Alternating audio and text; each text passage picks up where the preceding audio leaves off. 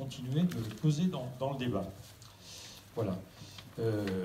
Pour autant, ça nous semble important effectivement de savoir dans quel contexte ça se passe tout ça. C'est-à-dire aujourd'hui, quelles sont les règles du jeu, quelles sont les règles du jeu au niveau de la commune, au niveau de l'intercommunalité. Tous ces éléments-là, ce sont des choses qui ont une histoire qui est à la fois longue et récente, hein, on le verra.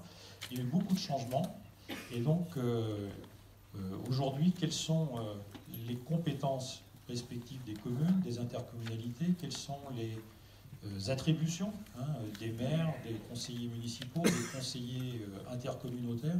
C'est un petit peu ces questions-là que l'on va traiter dans un premier temps. On va faire un peu d'instruction civique, on va dire, s'informer.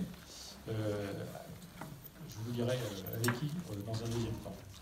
Ensuite, dans un deuxième temps, ma foi, on continuera en se posant davantage la question effectivement de la participation des citoyens à cette vie locale.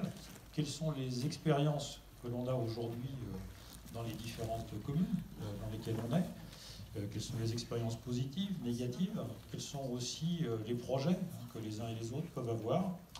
Et puis dans un troisième temps, dans cette soirée, on se posera aussi la question des projets que l'on voudrait voir portés dans le processus électoral. Donc on essaiera de travailler un petit peu pour identifier un peu c'est un petit peu un exercice d'école, mais les types de projets que l'on peut voir porter, que l'on souhaiterait voir porter, voir discuter.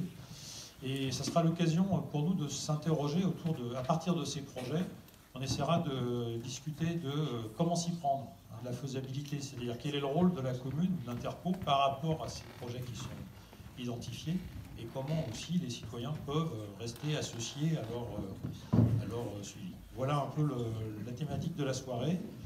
Voilà, je vous rappelle que Soupe et Bobine est une association bénévole qui vit sans subvention, et que pour garder effectivement notre capacité d'action, notre indépendance, nous avons besoin de soutien.